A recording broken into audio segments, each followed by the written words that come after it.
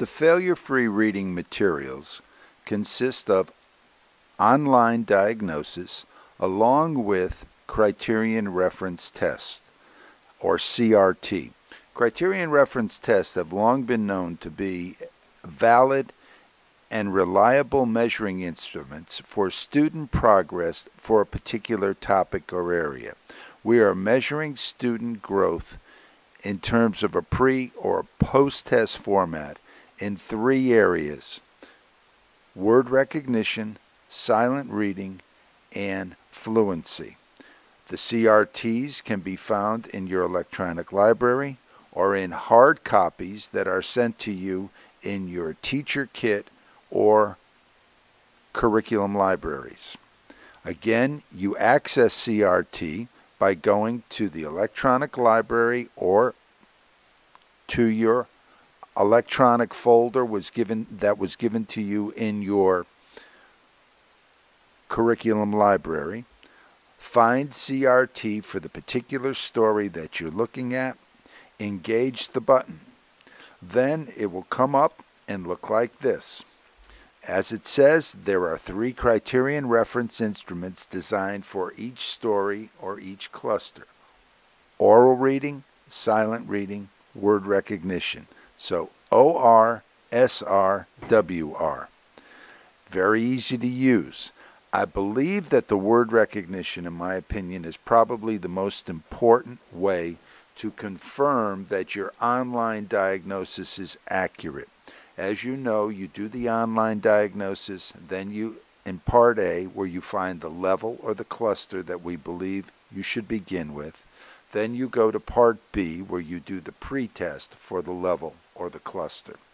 The word recognition is a good confirmation that the pre-test for the word or the cluster is actually measuring the student's challenge or frustration level, as others would call it.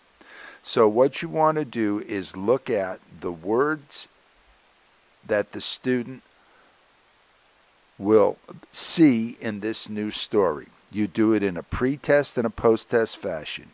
You either download or print this and give this to the student. The student sits in front of you and you simply ask, do you know this word, this word, this word, this word, and so on. Now, this is not word attack. You are not asking them to sound words out. You are collecting baseline data. What do they know absolutely independently without any assistance? Once they're done, and all you do is you either mark yes or no, you then tally the score that they had and you put it in the pretest. When they are done with the cluster or the story that they're in, you then give them the post-test. Keep a hard copy folder for each student that you're working with. So you have online data and you now have print material that you can go back to in a pre- and post-test fashion. The oral reading is a 60-second timed test. Again, it's very similar to running record, but all you're going to do is ask them to read as many words as possible within a 60-second period. Then they go to the silent reading, which can be administered in your small group, and they will select the word that best fits. It's a modified closed technique. In all 3, always remember to do the pre-test, then always remember to do the post-test. Pre-test, post-test, pre-test, post-test. One of the big problems that I see nationally is we'll do pre-test and we forget to do post-test.